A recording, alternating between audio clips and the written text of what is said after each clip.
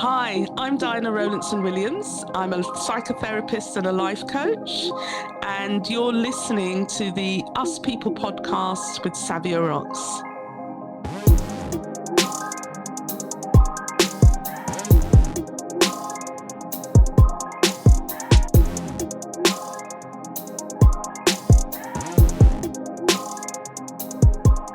Hey guys, and welcome to another episode of the Us People podcast. I'm your host, Savia Rocks, and today I'm humbled to have Diana here with me, who is a psychotherapist. Diana, thank you so much for coming on the show. Diana's also a life coach as well, so I'm going to combine the two when I say this. So it's a psychotherapist and a life coach. So thank you so much for coming on the Us People podcast. How are you? I'm really good, Savia. Thank you. Yeah, I'm so pleased to be here. It's great. So I'm going to get into my first question for you, Diana. So I remember just before we started recording, you were telling me that you are a person of faith. And that's such a humble thing to have, because we all need some faith to help us go on in life. But could you tell me a little bit about how your upbringing was and how this challenged you and made you become the person who you are today? Wow. That's a good question. Well, okay. So my parents are, or they were, they're African. They're both passed now. So they came from a West African background.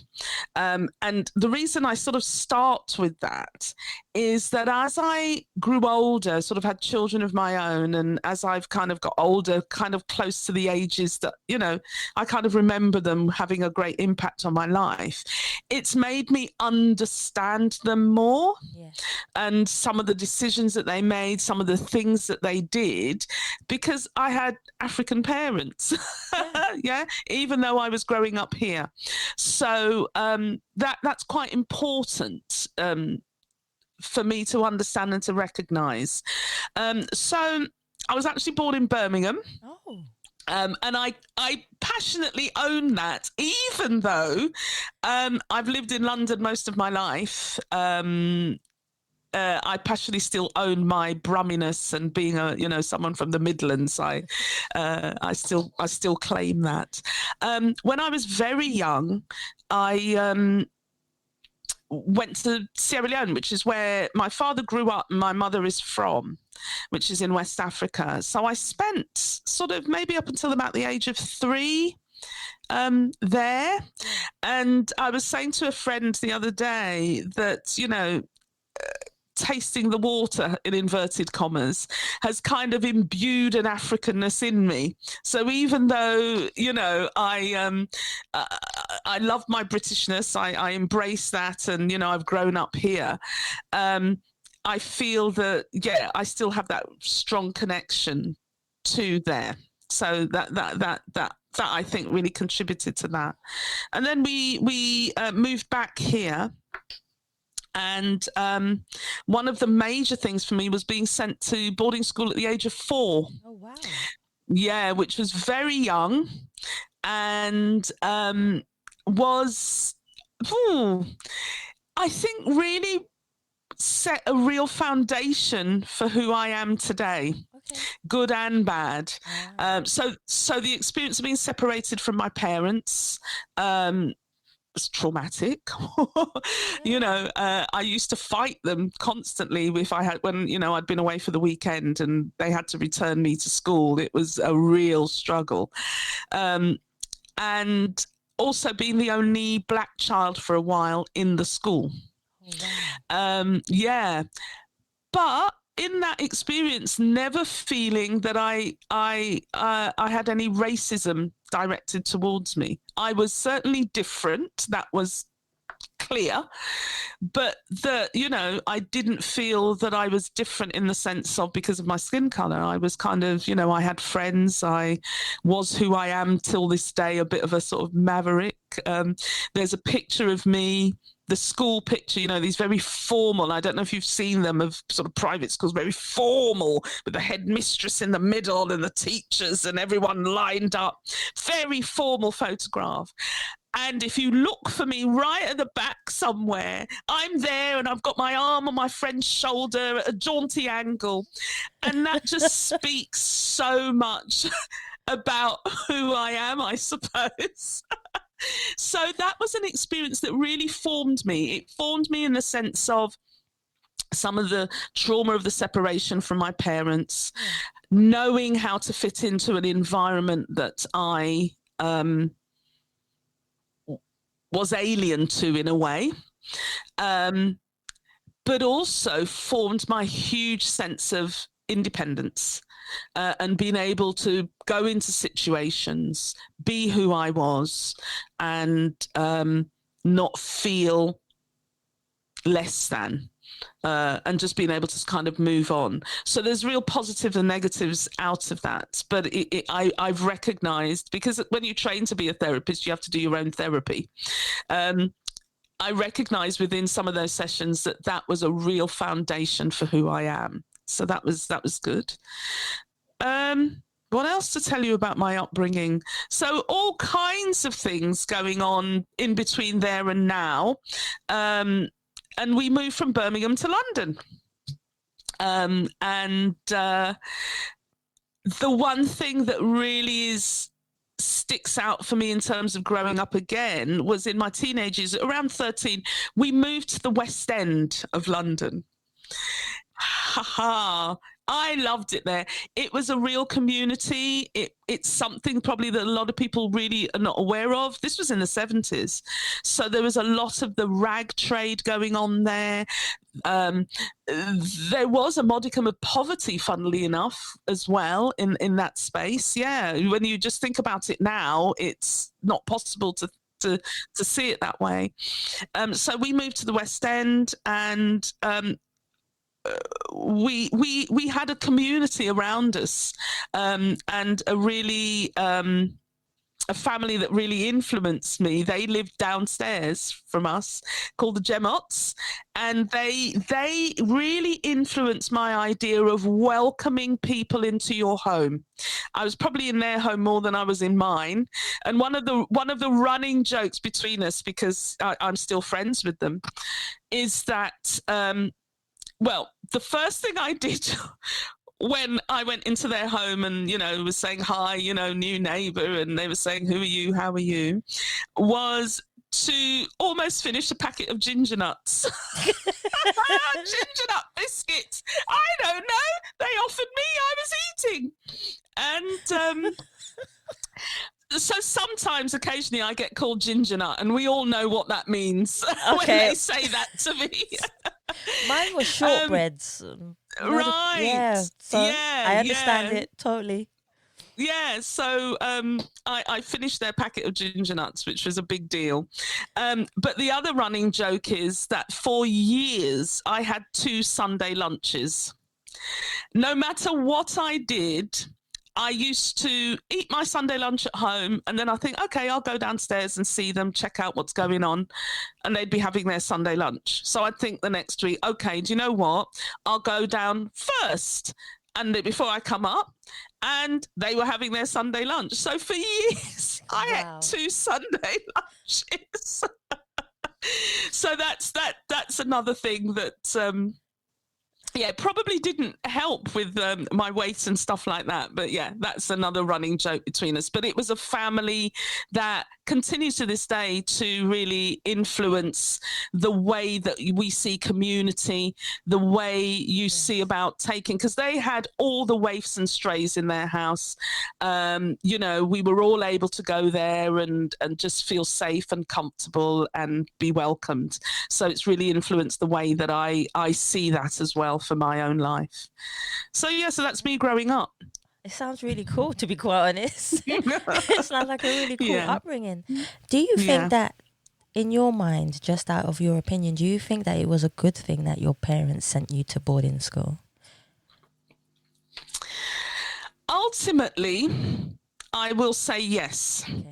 because there are things that influence who I am. Yeah. One of the things I remember speaking about this years ago with somebody when we were talking about the state of education, and what's going on for kids in this country and so on and so forth. Yeah.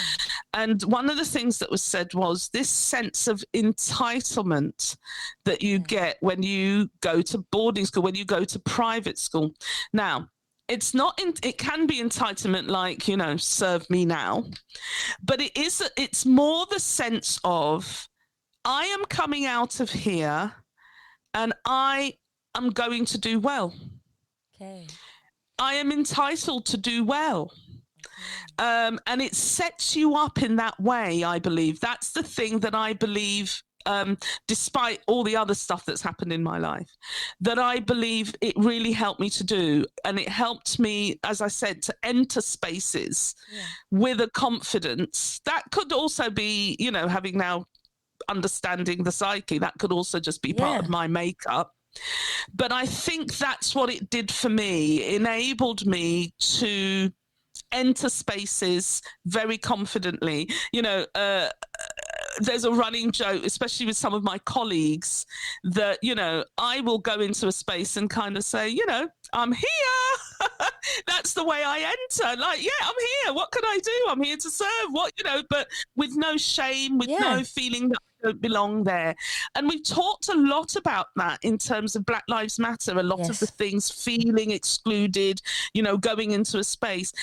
That has rarely been the case for me. I just walk in and I'm like, and right. And I think that's what happened with me in boarding school. Being able to be in that space as the only Black person for a while, or Black child for a while, in that space full of white upper middle class people, created that for me. I have no fear. I have no compunction about entering that space. So for me, it was positive in many ways. There were the negatives, that sense of being separated from my parents, not really being engaged with them, feeling, pushed away, has had its effects on me in life and, relationships and things, because I developed the ability to be able to move on and kind of not look back. Yeah. Which sometimes is difficult, having children. How do I move on and not look back? Yep. So it has affected things like that and relationships. But yeah, I for me, ultimately, I think it was a positive. Ultimately, okay. I'm happy with that. That's a really good answer, actually. Yeah. How did your journey begin to become a psychotherapist? Because even me doing my research on this, it's a phenomenal job to be able to have, especially with your mind. You're using your mind a hell of a lot.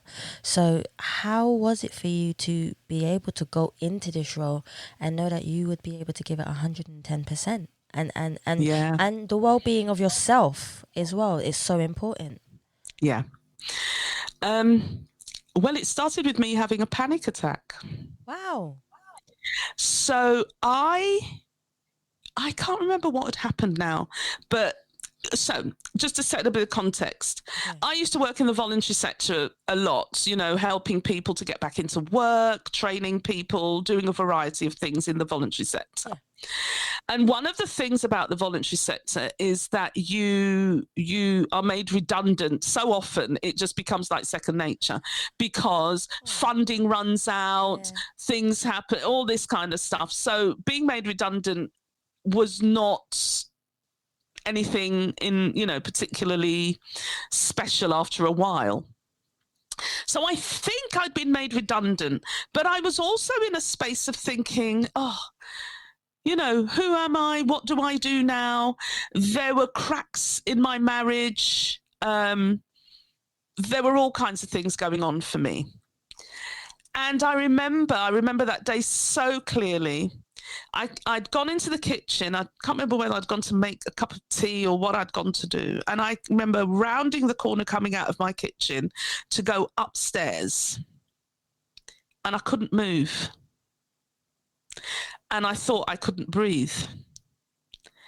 And I stood there thinking, I can't breathe.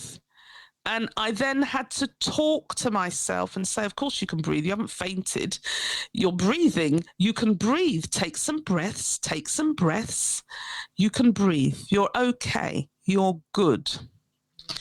And I then went upstairs and carried on with my day. But I recognize that I had had a panic attack, that this is what had happened to me. So I then asked my GP. I basically said, this is what has happened. I think, something's wrong here. Yeah. Maybe I need to see a therapist, or maybe they recommended it. And that's when I saw a therapist, having had that panic attack. And that was a very interesting experience for me. Wow. Going back to it, it was intense. So it was meant to be 6 sessions. We had 12. And then she said to me, I think you need more. So I didn't do more because the 12 was enough. And it's quite interesting as a therapist now, responding to someone like me who basically wants to throttle you because you are bringing up so much stuff for them. Yeah, I wanted to throttle that therapist. I was like, why are you making me go through this pain? Why? So, but it was cathartic. It was brilliant. It helped me uncover stuff that I then went on to deal with over the years in therapy and so on and so forth. So that was my first encounter. Well, I'd done some courses years before because of the arena that I was in, around sort of counselling, listening skills, that kind of thing. Yeah. So I kind of knew where it was at, but that was my first encounter with therapy, and it stuck with me. So I originally trained as a life coach. I did my life coach training in 2002, but I recognized years later that was me kind of softly tiptoeing into where I wanted to be. Yeah. So I trained as a life coach because I loved it. I loved the idea of coaching. Back at that time, coaching was very, very new to this country. It was very corporate. But it was lovely. I loved doing the course. I loved learning about it, loved learning about the model, how I could implement it, use it in my life, how I could use it with others. But then I sat on it. 4 years. I sat on it. I just thought, well, I've done it. That's great. That's really good. I've got that. But I never considered myself a life coach. I just thought I've done the qualification and I love the methods. And I used a lot of it working with my clients who were looking at going back into employment. I employed a lot of the coaching skills to help with them to move them forward. So it was really positive. So I suppose, yeah, that's me again. I didn't sit on it, but I didn't declare myself as a life coach. I used the skills. Yeah. And as time went on, I suppose part of it for me was, I'm just trying to think. Oh, yes. At the same time, or around the same time, within a year or two of doing the life coaching, I then decided also to do a counselling course. So counselling can be done in stages, or it can be done, as a degree or whatever. I did it in stages. Yeah. So I did my first counselling course, which was brilliant. We had a fantastic tutor. We were really blessed with that tutor because even though it was the foundation, the basic course, she taught us in some ways at a much higher level. Yeah. So she gave us lots of information, and that was a person-centered training. So she did lots of stuff with, my foundation is person-centered humanistic counselling. And that was great. But during that time, what had happened, I had developed something around my kidneys. So it wasn't very pleasant. I had a lot of blood coming out of me and stuff like that. But the doctors couldn't find anything. They said there's nothing there. We don't know why it's happened. Just, we don't know. And this time, around this time as well, my marriage was really hitting skid row. It was really bad. So when I started this counselling course, the symptoms started again. So when you're training as a counsellor, especially at that basic level, you do something called triads. So you have two of you kind of role playing, being a counsellor and a client, and one of you observing. So three of you all together. And so we were doing triads, and I decided, to talk about my marriage. Oh, bad mistake. Anyway, we're doing these triads. The next thing I know, the same thing's happening. I'm, blood and all kinds of things. But at that point, I thought, wow, this is psychosomatic. This is you. You're dealing with this issue. And look at that.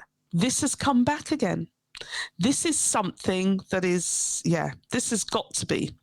And as soon as I recognized that, it stopped.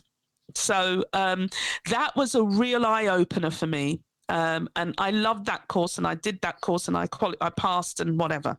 So I needed to do the next step. And I sat on it for a while. Whilst my marriage collapsed, I got divorced, my parents died. I mean, it was just like 2 years of just complete disaster that happened for me. And so I was now a single parent. My children are quite young still. And I was really focused on them, focused on picking myself up, because financially I'd taken a real hit as well.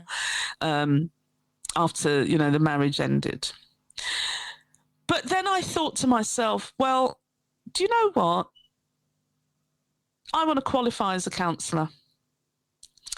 I really want to become a therapist. I want to do the qualification. And I kind of put my mind to doing that. That was 2008.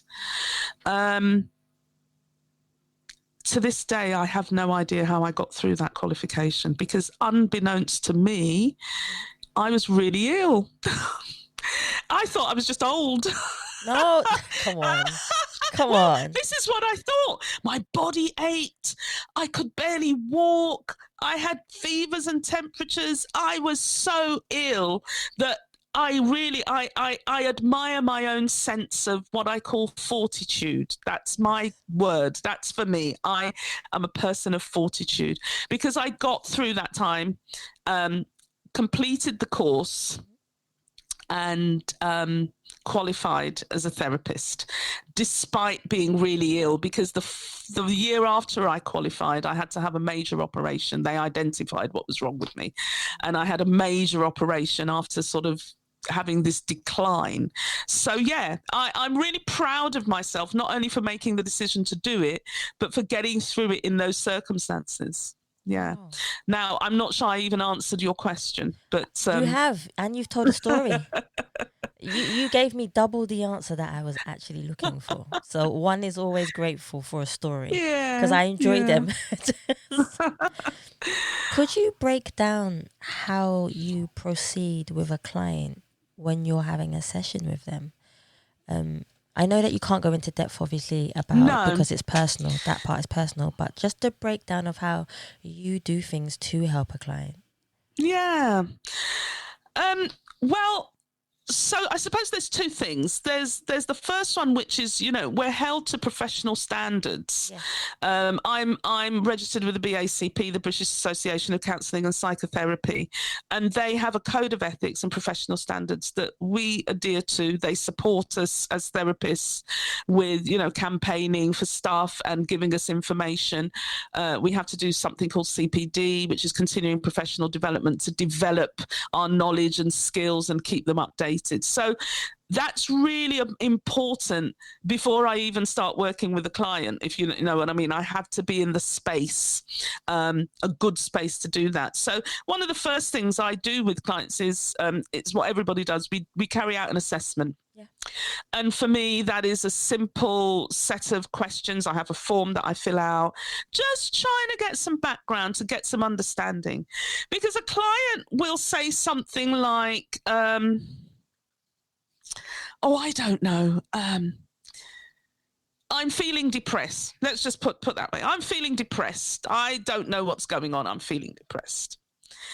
And that masks so much stuff that actually, no, you might be feeling depressed, but actually there's this and this and this and this that's contributing to it. And, so the assessment enables us to really get an idea. What are your relationships like? What's your physical health like? What, do you have a partner? What's your work? Give me a bit of history. Have you had issues before? All of that kind of stuff. It enables us to set the scene, which is so important for starting work with a client. So the thing that we know is no two are the same. That's true. No two are the same. There will be patterns, there will be themes, there may be similarities in terms of the presenting issue, but no two clients are ever the same. So it's so important, and this is my person-centered training, that you have, you're congruent, you're authentic, you're open, you're non-judgmental, you're all of those things at the beginning of a session. Because as I say to my clients, you've made it to this point. Yeah. Let's do some work. Yeah. So I ask my clients personally, I ask them to commit to doing 8 sessions with me. Okay.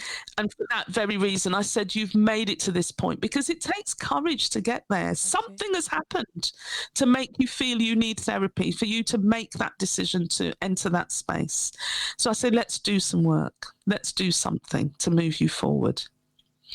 So that's sort of the beginning of the sessions that I work with clients. And so every session starts with me saying, well, how are you? How's your week gone? Because I allow the person to bring what they want to bring. Yeah.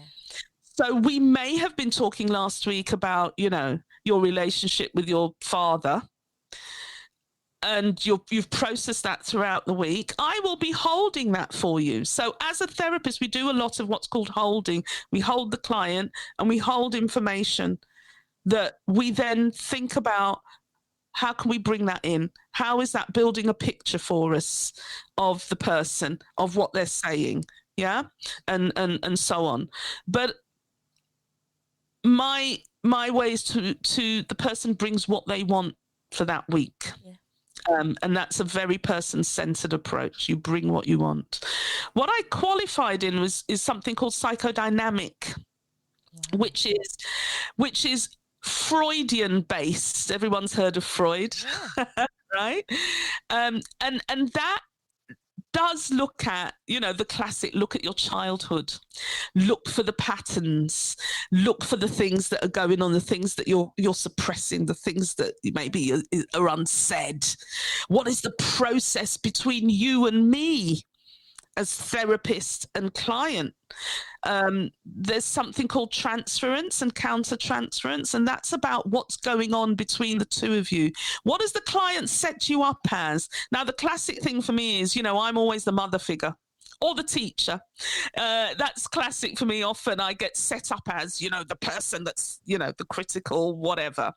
But what is going on between you? That's something to be observed and to understand. What's going on for you as the therapist? So what are you seeing in this client that's bringing up issues for you and making you maybe behave in that way? So where the client might see me often as the mother figure, yeah. I might start behaving as the mother figure. Why am I suddenly doing that? Yeah. And that's the transference and countertransference, and understanding and recognizing that actually, what does the client need in this situation? What's going on? So really, that's the way I work. I work with people bringing what they need to bring for that week. I hold the stuff that I think, okay, yeah, we need to bring that up. Okay, maybe you're avoiding that at the moment. So there's some challenge, or there's the classic therapist will recognize this. Well, I wonder what you think of this. Yeah, which is, I'm bringing something in that maybe you don't want to address, but Yeah, I maybe. wonder what made you say that. I wonder why, or something like that. So that's the skill, in a way, of therapy, is creating primarily and fundamentally that safe space, safe, non-judgmental space for someone to enter and be themselves. That is that, and confidential space. Now, confidentiality, there's things around safeguarding that you can't be confidential about. If people are going to hurt themselves, hurt others, or others are going to hurt them, we have to make that very clear. We will not keep that within the room. We will figure out a way to get you some help and let people know, maybe let the authorities know. But it's got to be a confidential space that you feel safe in. And I am so protective of my clients' confidentiality that when I go to supervision to talk about a client, my supervisor has to say, "What's their name, Diana?" And I'm like, well, I don't even say their name to my supervisor, which, that's a confidential space too. So I am very protective that my clients feel completely able to share what they need to share in that space and be who they are in that space. It's nice to know that, because for them, they have someone that they can trust. Knowing that you're so protective, because trust is vital in anything, relationships, friendships, anything that you're in. Trust is always vital. Who are some of the people who have inspired you throughout your life, and who has helped you to, do everything that you're doing and become the person you are? Wow. That's interesting. Because clearly people have inspired me, but would I say something very specific? Okay, let me think about this. So with my faith, I am, it's quite interesting. So I came through a very evangelical Pentecostal upbringing. Okay. And but I'm an Anglican. I'm Anglo-Catholic. I feel that I've gone in that direction because I want a much more contemplative way of being and of worship. That's very much for me. But I often say my evangelical slip is showing in certain environments and things like that, because there are, that's my foundation again, and there's parts of that I enjoy, and I've really precluded that. The reason I've said that is about me more than anybody else, because I would say, who has inspired me? Of course, it's Jesus. Fair enough. That has got to be my number one foundational. I remember once years ago in a Bible study and kind of getting an insight as to who Jesus was, and I kind of said, "Oh my goodness, Jesus was a geezer." So that is my approach, which I know some people find a bit irreverent and whatever, but that is my approach to that relationship. But that is certainly an inspiration, and how I try and live my life, to get my hands dirty, as I would put it, because I think it's so important. And it's not a Christian bashing thing, but I think a lot of Christians have lost that space that, we need to plunge our hands deep into humanity and get them dirty and do the things that Jesus actually did do. So yes, I am friends to gay people. I am friends to people in prison. I speak and touch the homeless, goodness, and all of these things that sometimes I pride myself at not being thought of as a Christian. So that is one of the things that, if you're saying oh, I don't think you're a Christian.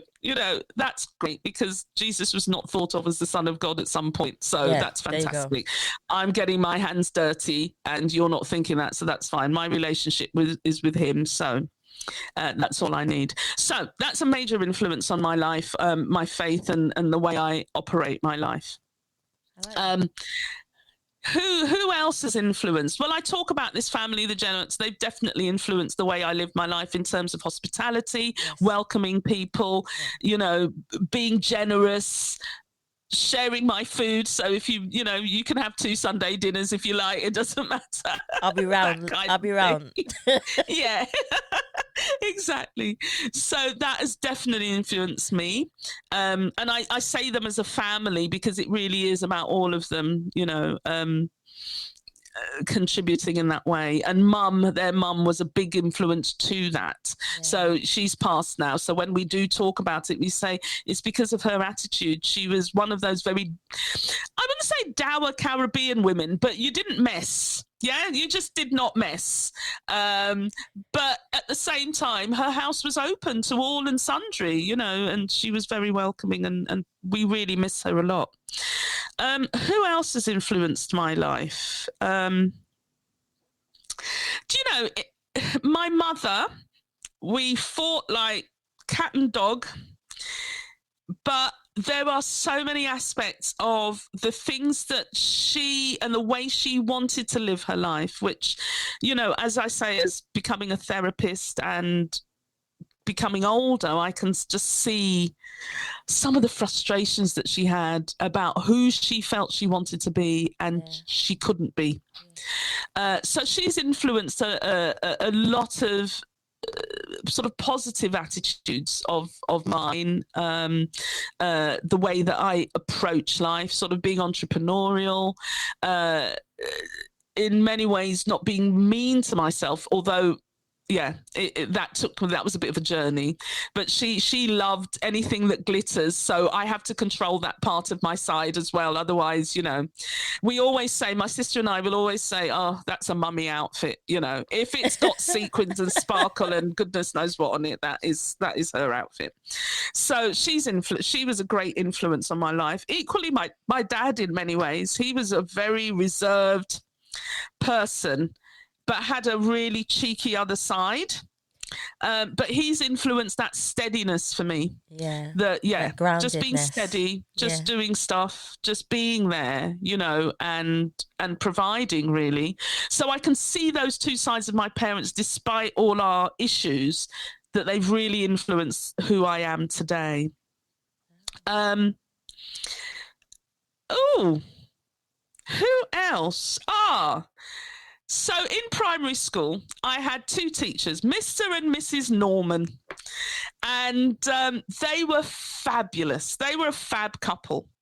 And when I left primary school, I was friendly with them and so on, but they really had a huge influence on me, just in terms of, I suppose, being who I am. I can remember to this day, they brought in music that we'd never heard. And I can remember them playing an Isaac Hayes song to us. You can imagine, in a Christian primary school, Church of England primary school, here was Mr. and Mrs. Norman playing Isaac Hayes to the children. It was like brilliant. So I would say they really had an influence on me in terms of, again, being who I am, some of the stuff that I embrace in life, sort of art and being, part of that. They definitely had an influence on me.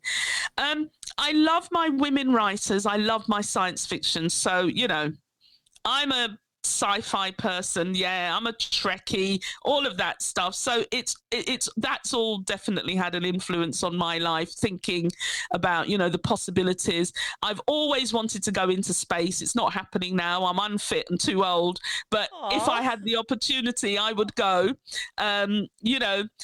Virgin announced their Virgin Galactica or whatever that still hasn't quite come to being and is like £100,000 to go. So maybe still not happened. But I can remember being so excited, like, oh my gosh, I'm going to get an opportunity to go into space.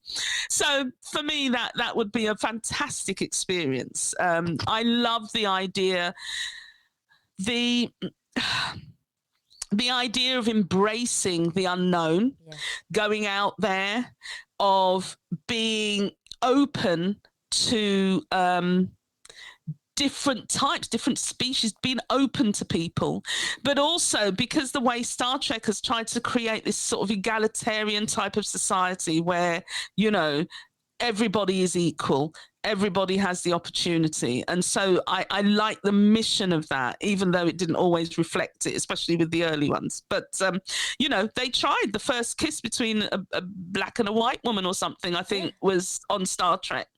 So it's things like that has definitely influenced me. Women writers, Toni Morrison, may she rest in peace, is just influenced my life. I love her writing, love the thinking. Margaret Atwood is another one. And I have to say, my little secret pleasure for Hardy and Jane Austen. I love those. Okay. I love all of that. So reading is a great influence for me, and I love how I can escape into sort of different worlds, but worlds that make me think. That really make me think about the state of humanity. I like that, totally. Yeah. What are you most proud of that you stand for? Oh, these are questions that are making me think. What am I most proud of that I stand for?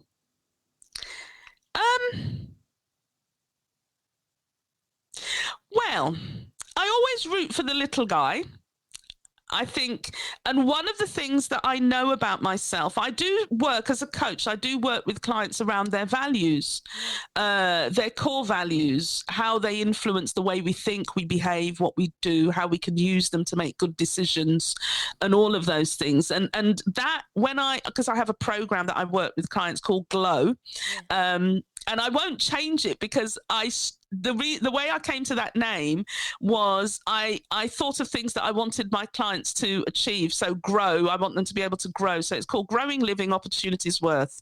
So you're growing personally, you're living authentically, you're seizing your opportunities, and you know your worth.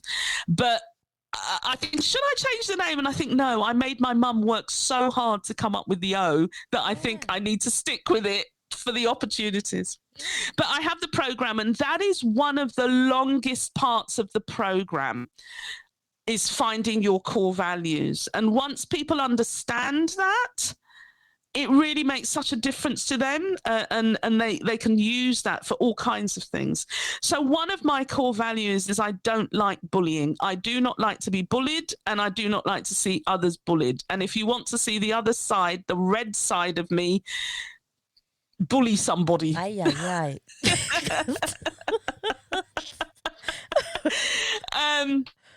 Yeah. So for me, I would say I stand up I try and stand up for the person who is an underdog or is being bullied, so on and so forth. So yeah, that is a principle that I try, which is why, when I talked earlier about getting my hands dirty, it's for that. It's trying to enter that space. And empower and enable somebody who might feel oppressed and bullied and downtrodden and all of those things. Especially now more than ever. Yeah, exactly. Here's a question for you. Because you are a person of faith, I wrote this question down, and it says, if heaven exists, you're laughing already. If heaven exists, what would you like to hear God say to you when you arrive at the pearly gates of heaven? So the first thing is, I won't be arriving in time. I'll probably be screeching in at the last minute. I've always envisaged myself that I'll just be like, right, made it. I will be in that space. I've always thought that about myself, that I'm just going to make it there. And I mean, the thing is, in the Bible, it says that we all want God to say, well done, good and faithful servant. And I suppose, you know, we have mega conversations, God and I, about what's going on. I always say to people, and maybe they think it's extreme, I need to stand naked before God. And that's not physically necessarily, but it's naked in every sense of the word. Whatever's going on for me, I need to be able to tell him. I don't need to hide it, because he needs to work it out. And he often does, and work it through me and help me find an answer, make me a better person, make me more loving, all of those things. So I would hope that's what I'd get. And I know I would also get, but, as we all would. But, Diana, you didn't really do that there. Not in a critical way, because if we believe in Jesus, we're saved, we're free, but we are all going to be judged. Yeah. So, yeah, I would hope that that's what I'd hear, that, yeah, okay, you did it, you're all right. But, you know, should we just look at these couple of things that maybe you weren't quite as loving as you could have been? Yeah, or whatever. What advice would you give to anyone who is looking to go in a career similar to your one, having known your background and what you've been through, and you've been through a hell of a lot? Yeah. What would you say to anybody who wants to go in your direction and your pathway? So I would say that the phrase physician heal thyself is so important. So when you train as a therapist, you must do therapy. It's part of the requirements of the training. So I've met a lot of people who trained who had never done therapy in their life. I was lucky, I think, in some ways, that I'd had the therapy. I'd had the panic attack. I'd had all of that stuff. So I'd had the therapy for the panic attack. And then I went back again when I lost my parents, because they died a year after each other, and I was in denial about grief. And I thought, I knew enough to know that you're in denial, that means you need to go into therapy and talk about this. Yeah. And that was really helpful for me. And I think I'd had a further session when sort of my marriage had collapsed and I was really having difficulties. I'd fallen into a depressive state. I had low self-esteem, all kinds of stuff was going on for me. So prior to starting training, I'd had 3 sets of therapy. So I entered it. So going back into therapy was not an issue for me. But there are many people who haven't had any therapy who train as therapists. And so it's really important that we do that at that time. So knowing yourself, understanding what vulnerability there is in that space for someone to come is so important. Most people train as therapists because they want to help. Either they've been in a position themselves where therapy has helped, or they feel that they really want to help people through a difficult situation. I think the question was, what advice? Yeah, what advice would you give to people?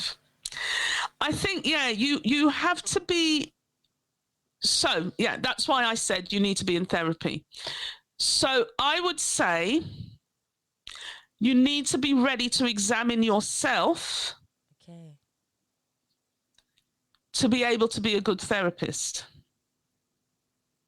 If you're not ready and you haven't gone through that process really openly, not, I've got to be in therapy because it's part of the training.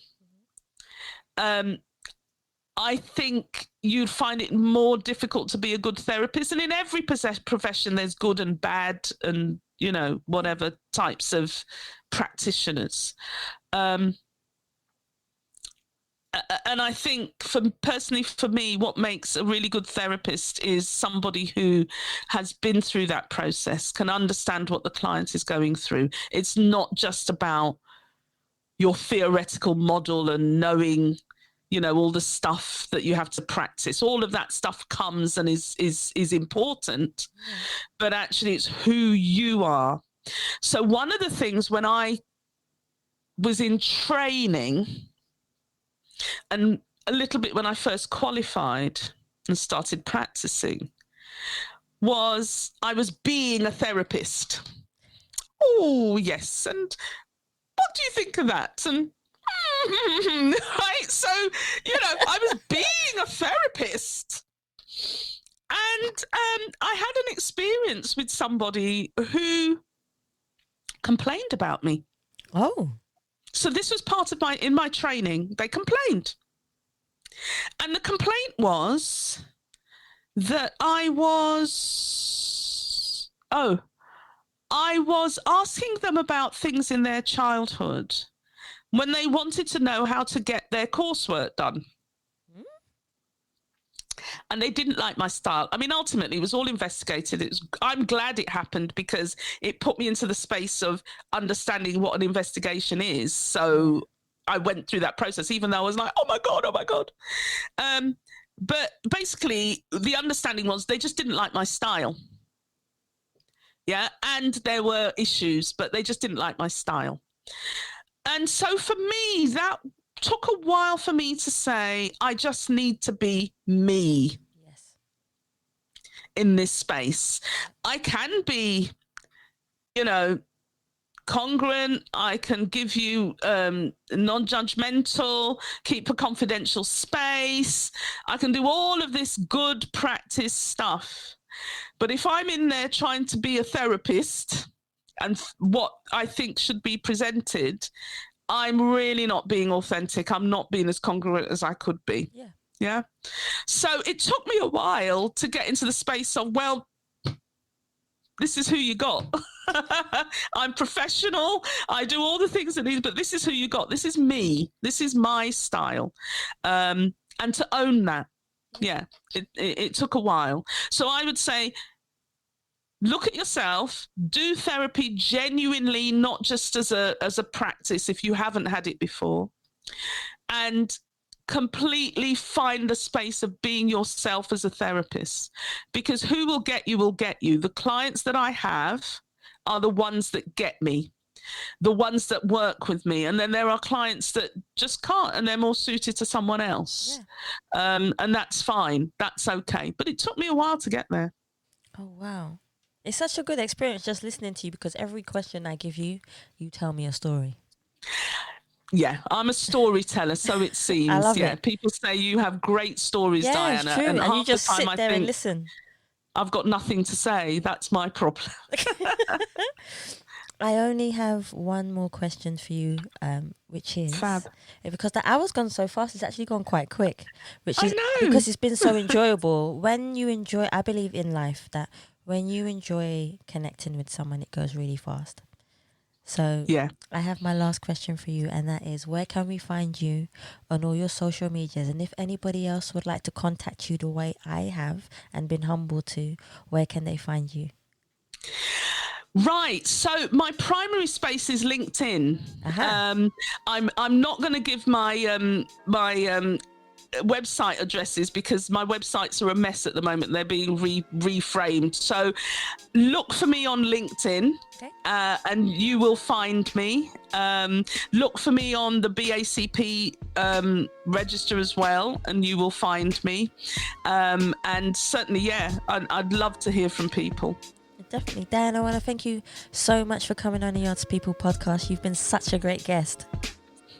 Thank you, Savia. It's been such a pleasure. That's cool. And guys, thank you so much for listening to the Us People podcast. Please remember you can subscribe to Spotify, iTunes, Google Play, and any other platform that you prefer listening to. You can also follow us on Facebook, Instagram, and Twitter. And you can also donate to the Us People podcast by simply going to the Savia Rocks website or typing in paypal.me/Us People podcast. Thank you so much for listening. Stay happy, stay positive, and as always, please continue to be kind to one another.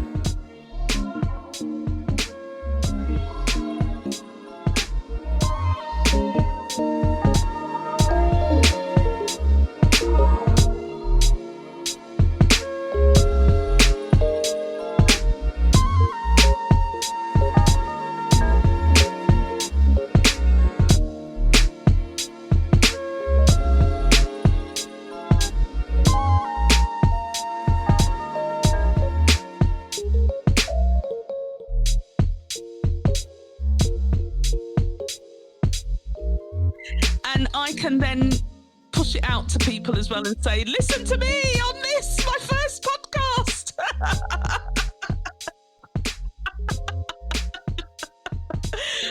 Brilliant.